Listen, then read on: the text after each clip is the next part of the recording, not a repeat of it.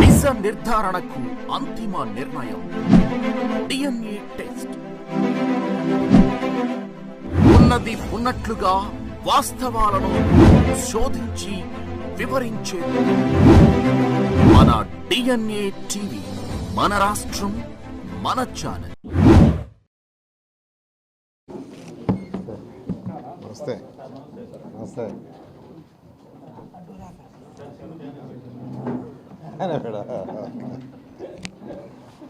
అంటే తెలుగుదేశం వచ్చేదాకా జాయిన్ గా తెచ్చుకోలేదా? దేంట్లో జాయిన్ అయ్యి మహా జాయిన్ అయ్యా.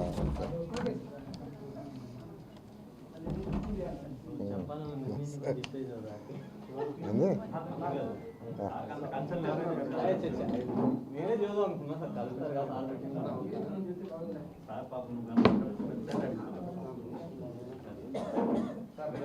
ఓకే, అందరికీ నమస్కారాలండి. ఈరోజు మన రాష్ట్రంలో అన్నా క్యాంటీన్స్ ఆగస్ట్ 15న స్టార్ట్ చేస్తున్నాం.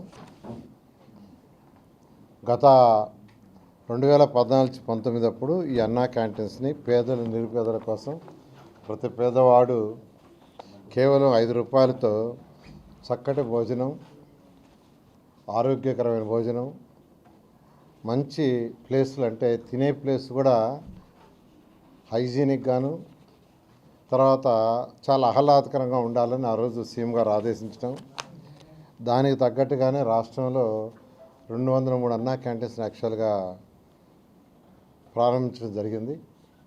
వాటిల్లో అంటే 203లో 183 యాక్చువల్గా వర్కింగ్కి వచ్చినాయి. దాదాపు ప్రతిరోజు 2,25,000 మంది భోంచేస్తున్నారు. 2,25,000 మంది. అటువంటి అన్నా క్యాంటీన్స్ని గత ప్రభుత్వం పూర్తిగా మూసేసింది. వాళ్ళు చేయదలుచుకుంటే రూపాయికి ఇచ్చిండొచ్చు, అంటే మేము 5 రూపాయలు ఇస్తే రూపాయి కూడా ఇచ్చిండొచ్చు, కానీ ఒక కక్ష సాధింపుతో ఆ ప్రభుత్వం చేసింది. అయితే మళ్ళీ అన్నా క్యాంటీన్స్ని ఓపెన్ చేస్తామని సీఎం గారు చెప్పడం, దాని మీద యాక్చువల్గా క్యాబినెట్లో కూడా మొన్న డిసైడ్ చేశారు.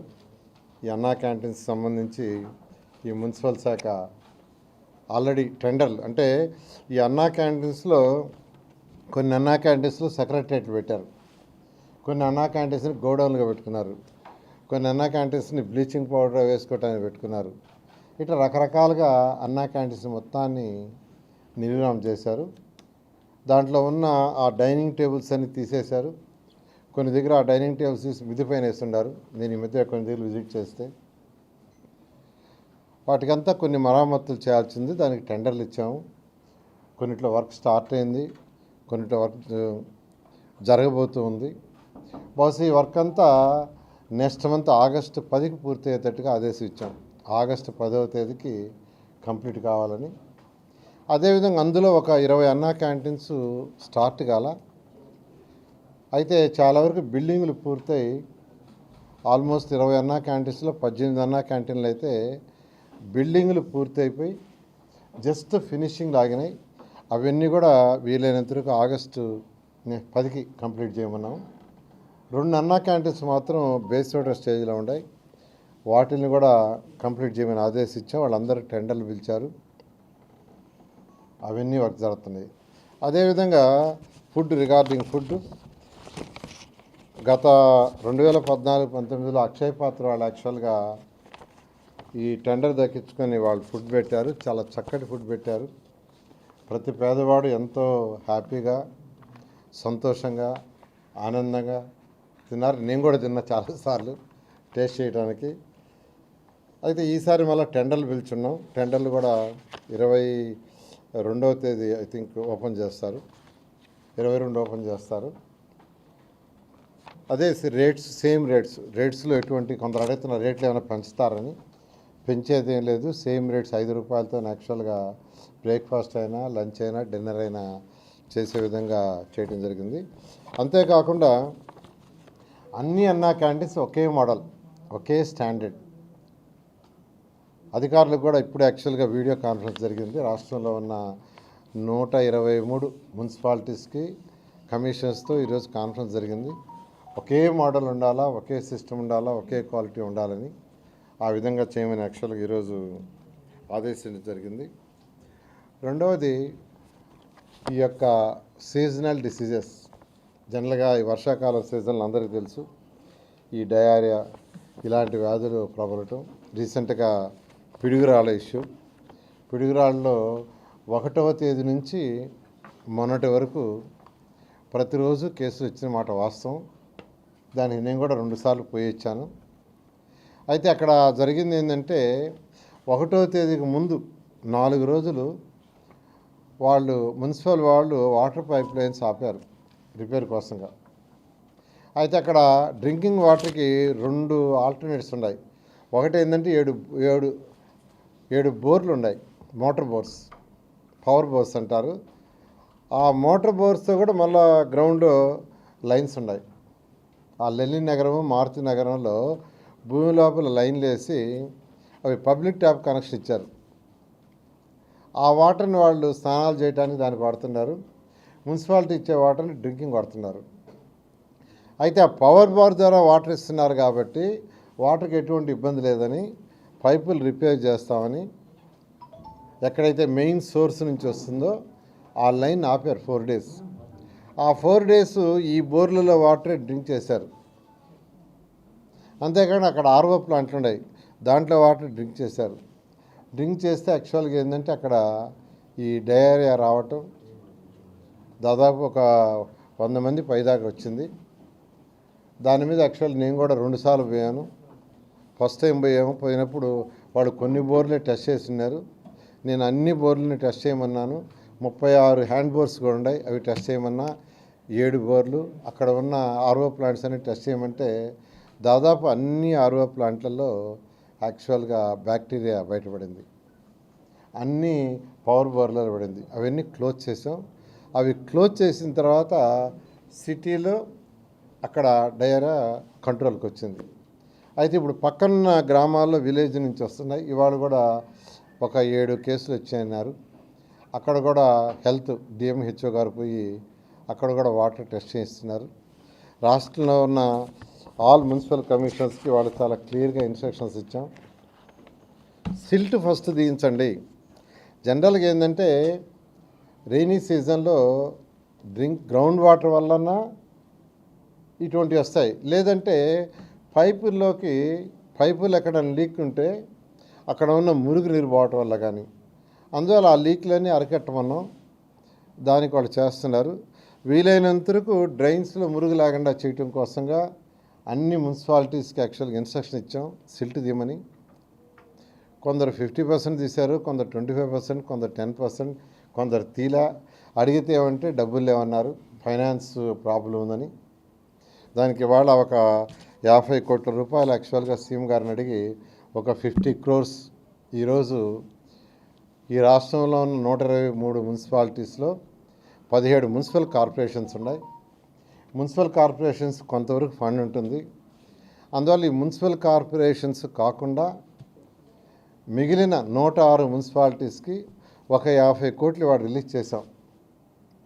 అది స్పెసిఫిక్గా డ్రైన్స్లో సిల్ట్ తీయటానికి. మున్సిపల్ కార్పొరేషన్స్ కాకుండా మిగిలిన 106 మున్సిపాలిటీస్కి 50 కోట్ల రూపాయలు ఈరోజు ముఖ్యమంత్రి గారిని అడిగి దాన్ని రిలీజ్ చేయడం జరిగింది. ఇమీడియట్గా టెండర్లు పిలుచుకొని సిల్ట్ 100% పూర్తిగా తీయమని వాళ్ళ మున్సిపల్ అధికారులందరికీ ఆదేశం ఇచ్చాం. నేను కూడా ఫిజికల్గా చెక్ చేస్తాను రెగ్యులర్గా నేను చెప్పడం జరిగింది. అందువల్ల రాష్ట్ర ప్రజలందరూ కూడా ఎవరైతే ఎక్కడైతే ఈ మురికి నీళ్ళు అవి ఉంటాయో ఆ ఏరియాలో ఉండేవాళ్ళు ఇట్లాంటి ప్రాబ్లం వచ్చిన వాళ్ళు నీళ్లు కాసి చల్లార్చి తాగండి. నీళ్లు కాసుకొని చల్లార్చి, మన పిడుగురాళ్ళలో కూడా అదే చెప్పొచ్చాను. అందువల్ల ప్రతిసారి మనకి ఈ ప్రాబ్లమ్స్ పోవాలంటే ఖచ్చితంగా underground drainage system, underground drinking pipe lines రావాలి.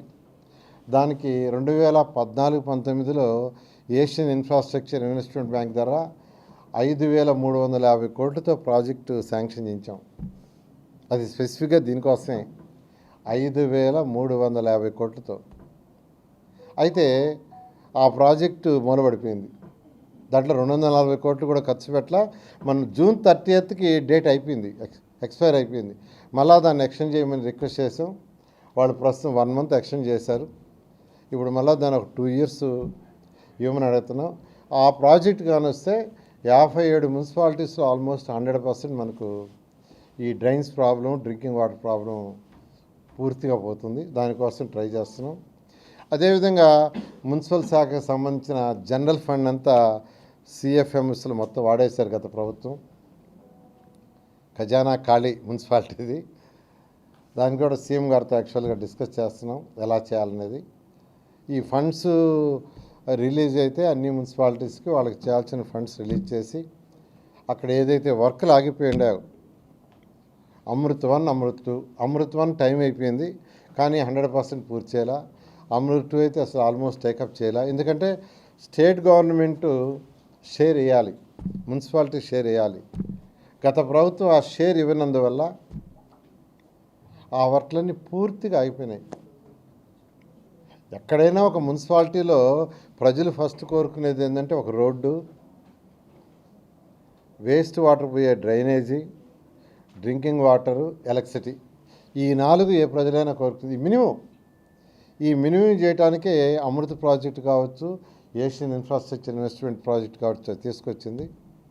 అయితే మళ్ళా వాటిని యాక్చువల్గా సీఎం గారితో డిస్కస్ చేసి కేంద్ర ప్రభుత్వం డిస్కస్ చేసి వాటినన్నిటి రివైజ్ చేసి చేయడానికి కొంత సమయం పడుతుంది. అందువల్ల ప్రజలందరినీ కొద్దిగా ఓపికగా ఉంటే అవన్నీ చేసి మళ్ళా మున్సిపాలిటీస్ని గత 2014 నుంచి 19 దాకా ఎలా ఉందో ఆ విధంగా గాడిలో పెట్టడం జరుగుతుంది.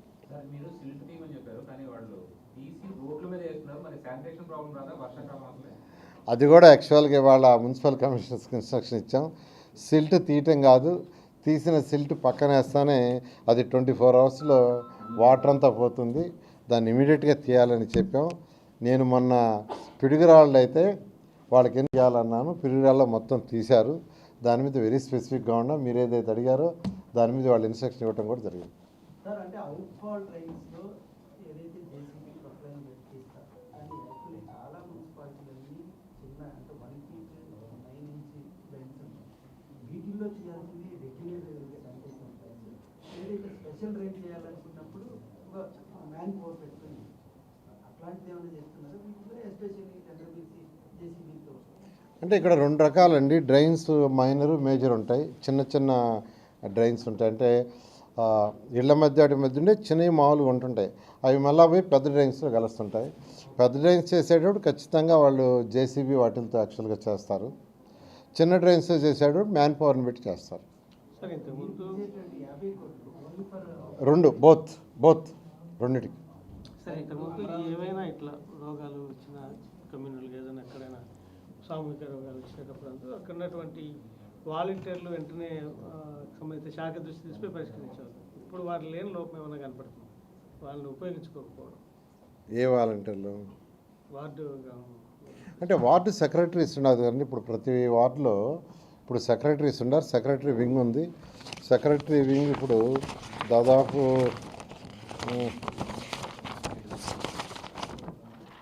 7,500 వార్డు సెక్రటరీస్ ఉన్నారు. వాళ్ళందరినీ ఉపయోగించుకొని యాక్చువల్గా దీన్ని ముందుకు తీసుకోవడం జరుగుతుంది. దాంట్లో స్పెసిఫిక్గా శానిటేషన్ దానికి కూడా ఒక సెక్రటరీ ఉన్నారు. వాళ్ళ ఆధ్వర్యంలో జరుగుతుంది.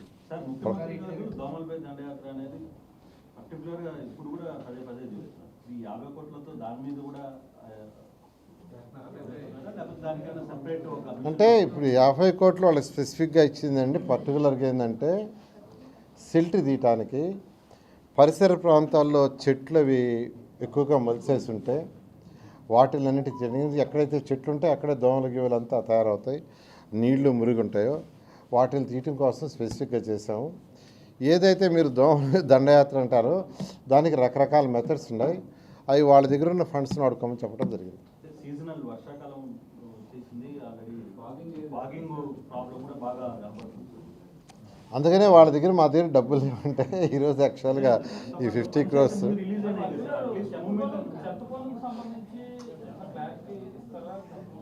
దాన్ని యాక్చువల్గా సీఎం గారితో డిస్కస్ చేసి చేస్తాం. సార్, పేదలకు దోమతెరల పంపిణీ గతంలో జరిగేది, దాన్ని ఏమన్నా కొనసాగిస్తారా? అదంటే యాక్చువల్గా మీరు ఇప్పుడు చెప్పారు కాబట్టి దాని గురించి ఆలోచిస్తాం. ఖజానా ఖాళీ అయిందంటారు. బేసికల్గా 01 ఇయర్ కింద ఆల్మోస్ట్ అన్నిటికీ శాలరీస్ వెళ్ళిపోతున్నారు. మీకు వచ్చేటువంటి ట్యాక్సెస్ కానీ అవి కూడా మినిమం మీరు అన్నటువంటి మినిమం ఇన్ఫ్రాస్ట్రక్చర్ అంటే స్ట్రీట్ లైటింగ్, శానిటేషన్ వాటికి కూడా సెంట్రల్ అంటే మున్సిపాలిటీలో యాక్చువల్గానండి గవర్నమెంట్ ఎవరు ఉండారో రోల్స్లో ఉండారో వాళ్ళందరికీ శాలరీస్ పోతాయి. బట్ అక్కడ తీసుకునే ఈ యొక్క లేబర్ ఎవరైతే ఉండారో ప్రతి మున్సిపాలిటీలో చాలామంది లేబర్ని అదే కాకుండా వీళ్ళందరినీ 21,000 ఈ రేంజ్ వాళ్ళని తీసుకున్నారు. అవన్నీ కూడా యాక్చువల్గా మున్సిపాలిటీస్ బేర్ చేయాలి. అందువల్ల వాళ్ళు జనరల్ ఫండ్ నుంచి చేయాల్సి వస్తుంది. అందువల్ల అది బర్డెన్ అవుతుంది వాళ్ళకి. మున్సిపాలిటీ ఇంటి పనులకు సంబంధించి కూడా లాస్ట్ ఇయర్లో 15% ఒకసారిగా హైక్ చేసింది అనేది పబ్లిక్ నుంచి చాలా పెద్ద ఇది వస్తుంది. 15% ఒకసారిగా పెరగడం వల్ల దాదాపుగా పన్ను కట్టడం చాలా ఇబ్బంది అవుతుంది అనేది దాని మీద ఏమన్నా ఇప్పుడు 2014 నుంచి 19 దాకా ఒక్క సంవత్సరం కూడా మేము ట్యాక్స్ పెంచలా, ఒక్క పైసా పెంచలా. వచ్చిన రిసోర్సెస్తో ఎక్కడైతే లీకులు ఉన్నాయో లీకులను అరికట్టాం. లీకులు అంటే ఇప్పుడు ఫర్ ఎగ్జాంపుల్ ఒక అతని ఇల్లు ఒక 2,000 చదరపడుగులు కట్టుకొని 1000 చదరపడుగులు ట్యాక్స్ కడుతుంటే మేము అధికారుల ద్వారా ఆ 1000ని కూడా తీసుకొచ్చాం దేంట్లోకి ట్యాక్స్లోకి. ఆ విధంగా ఎక్కడైతే లీకులు ఉన్నాయో వాటన్నిటినీ అరికట్టడం వల్ల మున్సిపల్ శాఖలో ఇన్కమ్ పెరిగింది. ఆ ఇన్కమ్తో యాక్చువల్గా చేసాం, ట్యాక్సులు పెంచలే. అయితే గత ప్రభుత్వంలో వాళ్ళు యాక్చువల్గా ట్యాక్సులు పెంచేదానికి జీవోలు ఇచ్చారు. అవన్నీ స్టడీ చేస్తున్నాం. స్టడీ చేసి ఏం చేయాలో చేస్తాం.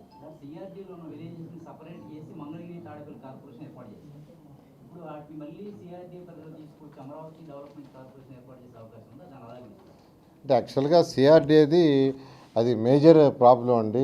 R5 జోన్ అని మున్సిపాలిటీస్ అని రకరకాలుగా చేశారు. దాని మీద స్టడీ చేస్తున్నాం. ఇంకా మాకు ఒక 1 మంత్ పడుతుంది దాని మీద ఒక క్లారిటీ ఏం చేయాలా అనేది. ఒక 1 మంత్కి ఒక క్లారిటీ వస్తుంది, క్లారిటీ ఇస్తాను. Takes 1 month. Okay, thank you.